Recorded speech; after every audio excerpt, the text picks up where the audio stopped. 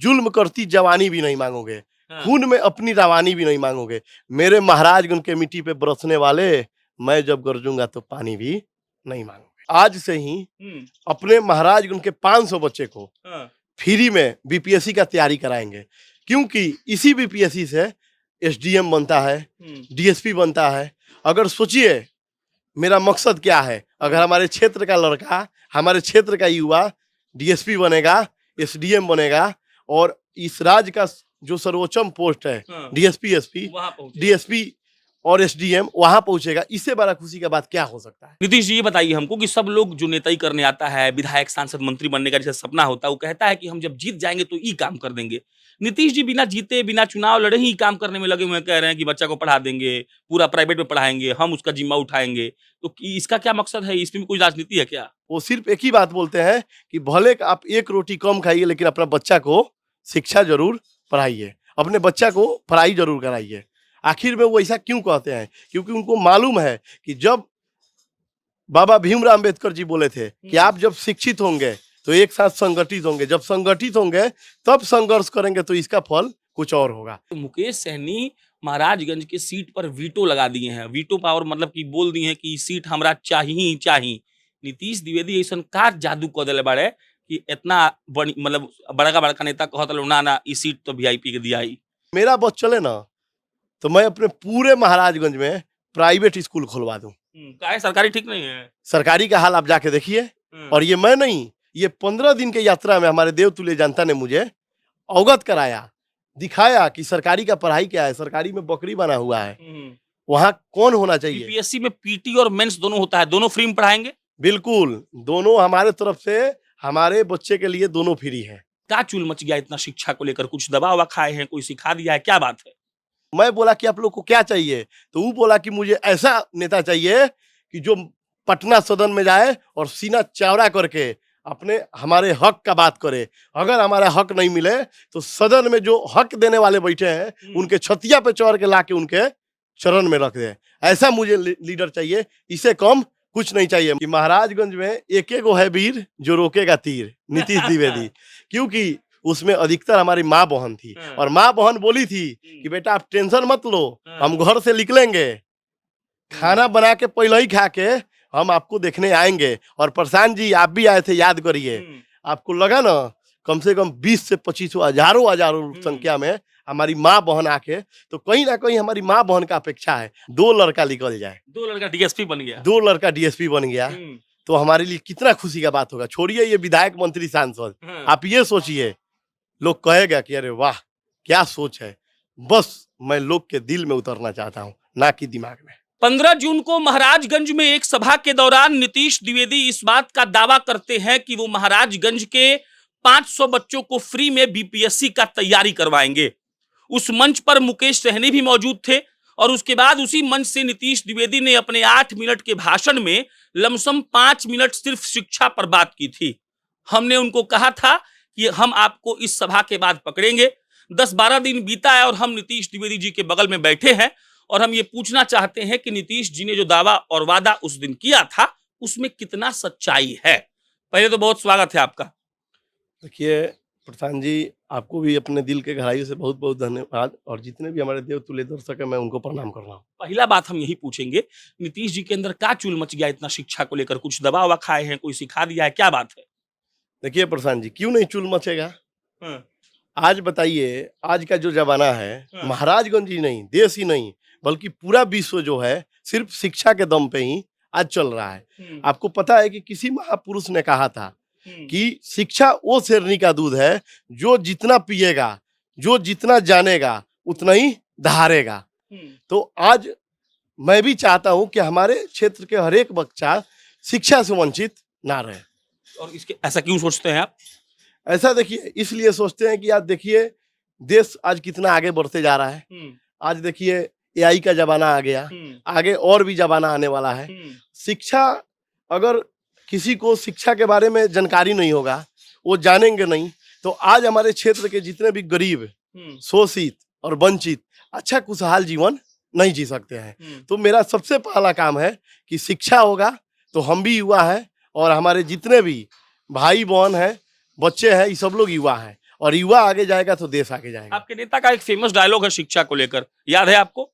बिल्कुल। हाँ। मैं कहीं ना कहीं अपने जो नेता है आदरणीय मुकेश सहनी जी, हाँ। उन्हीं के मार्गदर्शन पे मैं चलता हूँ, क्योंकि उनका मात्र एक ही नारा है, वो अपने लोगों से, अपने आवाम, हम सब के वो नेता हैं। वो सिर्फ एक ही बात बोलते हैं कि भले आप एक रोटी कम खाइए लेकिन अपना बच्चा को शिक्षा जरूर पढ़ाइए, अपने बच्चा को पढ़ाई जरूर कराइए।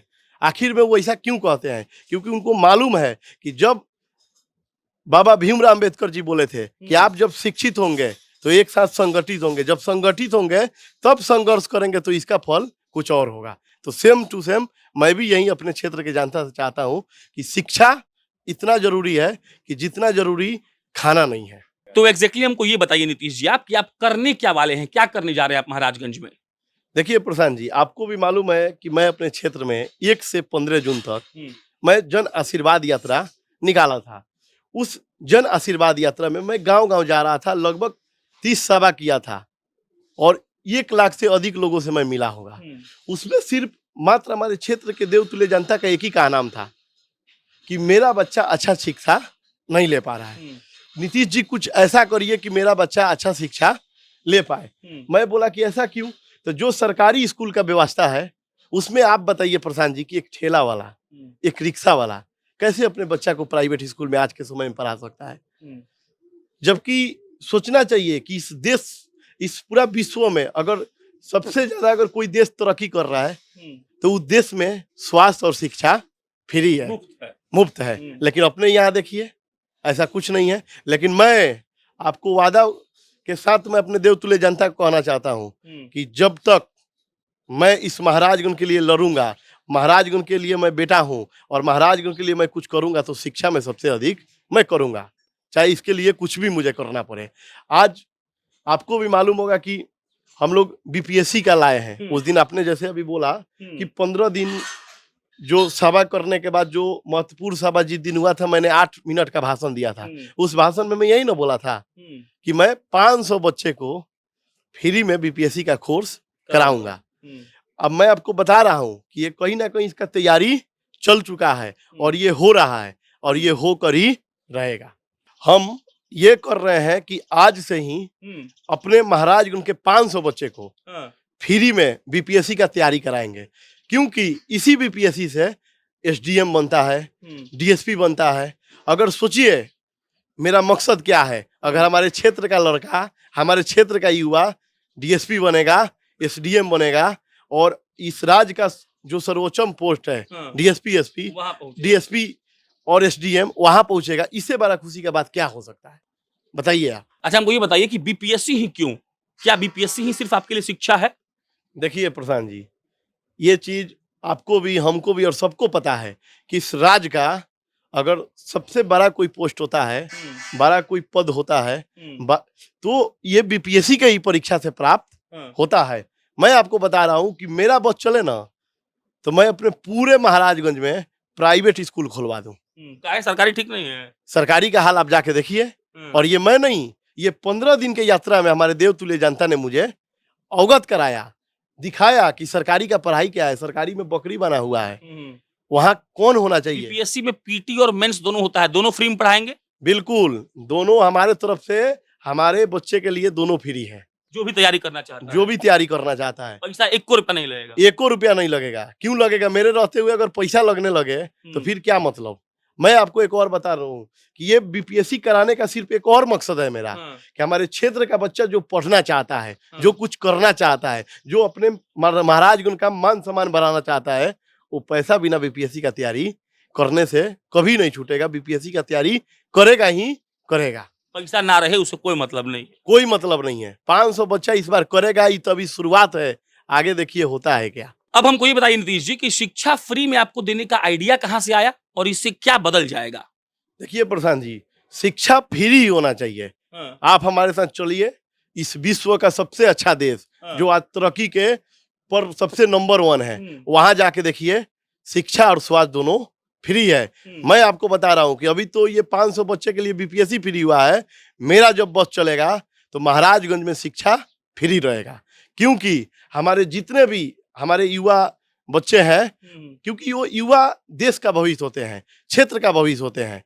अगर उनको शिक्षा अधिक से अधिक कम पैमाने में, चाहे कम संघर्ष में अगर मिले, तो अच्छे शिक्षक के माध्यम से मिले। आप ही कह रहे कि आप सब कुछ फ्री में कर दीजिएगा शिक्षा का? बिल्कुल, शिक्षा स्वास्थ्य फ्री होना ही चाहिए। क्यों नहीं होना चाहिए प्रधान जी?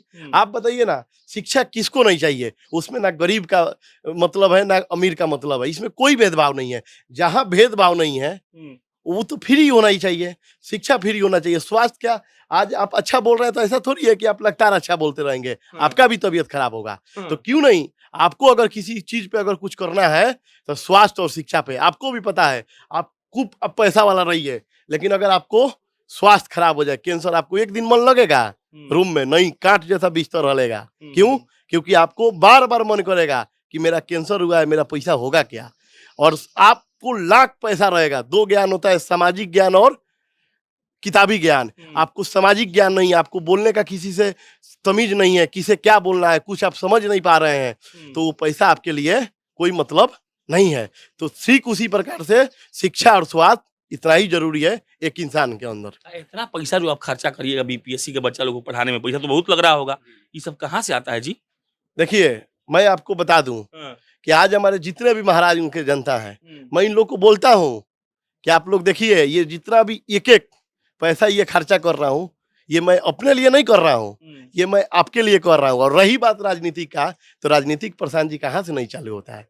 जब बच्चा पैदा लेता है उस समय से ही राजनीतिक चालू होने लगता है। फिर लगने लगेगा बच्चा का ये ठीक नहीं है तो मम्मी का ऐसे कराना पड़ेगा, 10 तरह का उधर से डिमांड आने लगता है और इधर से डिमांड भी जाने लगता है। लेकिन मैं तो सिर्फ यही चाह रहा हूँ ना कि हमारे जितना, देखिए, जिसको समझ में आए उसको अच्छा है, जिसको नहीं आए वो भी अच्छा है।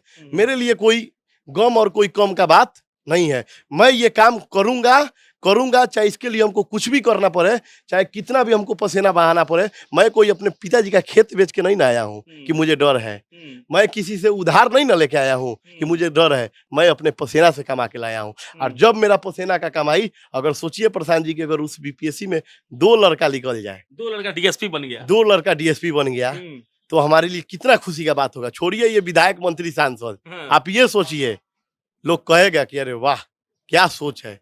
बस मैं लोग के दिल में उतरना चाहता हूँ, ना कि दिमाग में। नीतीश जी, ये बताइए हमको कि सब लोग जो नेताई करने आता है, विधायक, सांसद, मंत्री बनने का जैसे सपना होता है, वो कहता है कि हम जब जीत जाएंगे तो ये काम कर देंगे। नीतीश जी बिना जीते, बिना चुनाव लड़े ही काम करने में लगे हुए हैं, कह रहे हैं कि बच्चा को पढ़ा देंगे, पूरा प्राइवेट में पढ़ाएंगे, हम उसका जिम्मा उठाएंगे। तो इसका क्या मकसद है? इसमें कोई राजनीति है क्या? देखिए प्रशांत जी, अपने यहाँ का यही तो विडंबना है। अगर आप कुछ करना चाहिएगा ना, कुछ अगर आप करना चाहते हैं अपने क्षेत्र के लोगों के लिए, अपने भाई बहन के लिए, अपने बेटा बेटी के लिए, तो लोग सिर्फ यही चाहता है कि अगर वो इतना अच्छा शिक्षा के लिए भेजा है तो जरूर, क्यों नहीं स्वार्थ होगा जी? आप बताइए कि कौन नहीं चाहता है? मेरा आज ये शिक्षा में ही जितना, आप सोचिए कि पर बच्चे का आप देखिए 3500 रुपया लग रहा है, 500 बच्चा का आप जोड़ लीजिएगा कितना होता है? 20 लाख लमसम हो गया। 20 लाख लमसम हो रहा है। ये 20 लाख मैं देने के पीछे स्वार्थ है? नहीं, स्वार्थ है। स्वार्थ मेरा ये है कि हमारा बच्चा अगर 20 लाख होगा तो 20 करोड़ का काम करेगा। जब वो आगे बढ़ेगा, मैं एक युवा हूँ, कहा जाता है ना कि घायल का गति घायल। जो व्यक्ति घायल होता है उसी को पता होता है कि दर्द कितना है। डॉक्टर के पास जाइएगा तो वो तो देखेगा चोट लगा है, वो तो बड़ा बड़ा ऑपरेशन करता है, सुई लगा देगा। ठीक उसी प्रकार से एक युवा का गति एक युवा जानेगा। मैं चाहता तो मैं बहुत कुछ इधर उधर कर, पद का मेरे को कोई मतलब नहीं है। मैं तो लास्ट में, आप हमसे पूछिएगा कि आपका मकसद क्या है लाइफ का, तो मेरा मकसद सिर्फ साफ है, मुझे विधायक, मंत्री, सांसद नहीं बनना है, मुझे नेता बनना है। विधायक, मंत्री, सांसद होना अलग बात है, नेता होना अलग बात है। लीडर होना अलग बात है जी, मुझे लीडर बनना है। बहुत लोग होता है, कोई पैसा कमाता है, कोई पैसा बनाता है।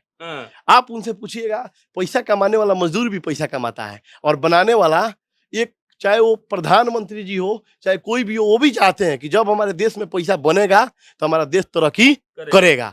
ठीक उसी प्रकार से मेरा भी यही मकसद होता है कि मैं चाहे कुछ भी हो जाए, अपने क्षेत्र को इतना अच्छा सुविधा दे दूं, अपने क्षेत्र को, लोगों को इतना ऊंचाई पर ला दूं। क्योंकि मैं, देखिए, सबको बोलता हूं कि आप एक छोटा सा एक शहर सुने होंगे कि जुल्म करती जवानी भी नहीं मांगोगे, खून में अपनी रवानी भी नहीं मांगोगे। मेरे महाराजगंज के मिट्टी पे बरसने वाले, मैं जब गरजूंगा तो पानी भी नहीं मांगोगे। अच्छा, नेताजी से थोड़ा पॉलिटिकल बात हो जाए।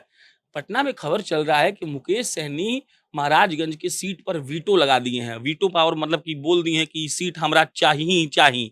नीतीश द्विवेदी ऐसन का जादू कर दिले बाड़े कि इतना बड़ी मतलब बड़का बड़का नेता कहत लो ना ना ई सीट तो वीआईपी के दिया ही।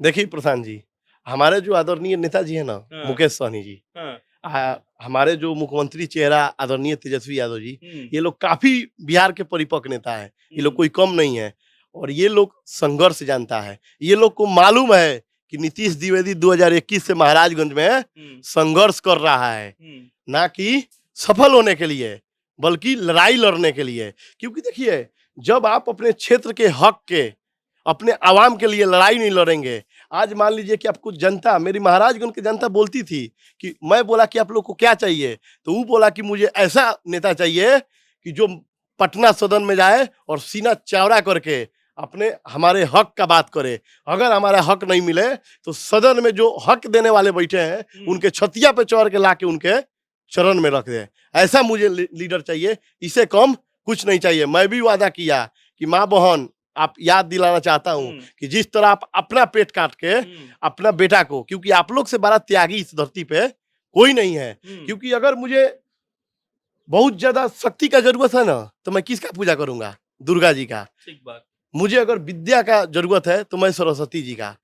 और मुझे अगर बहुत अगर ज्यादा पैसा रुपया का जरूरत है जिसे मैं पूरा अपने आवाम को खुशी रख सकता हूँ, कुछ कर सकता हूँ, तो इसके लिए मैं लक्ष्मी जी की पूजा करूंगा। मैं पैदा कहाँ से लिया हूँ? किसी ना किसी महिला के गर्भ से। मेरी भी माँ मुझे पैदा की है, वो भी एक महिला है।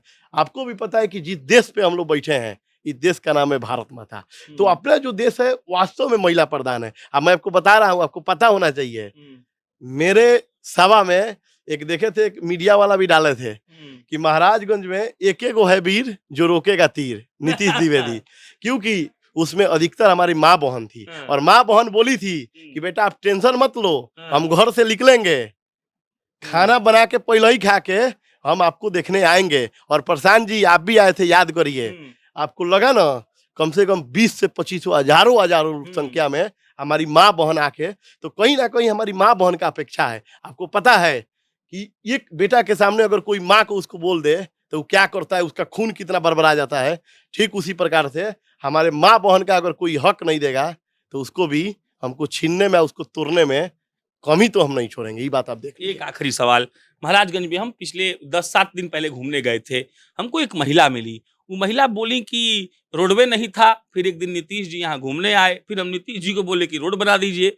नीतीश जी बोले कि ठीक है, और अगले दिन आधा रोड वहां पे बिछवा दिए ईटा उटा। और वो बोली अंतिम लाइन कि नईखन जीतल तो ई हाल बा, जीतियन तो बुझाता कि घरवा में रोड घुसा दी हन। नीतीश जी रोड बना रहे अपने पैसा से क्या?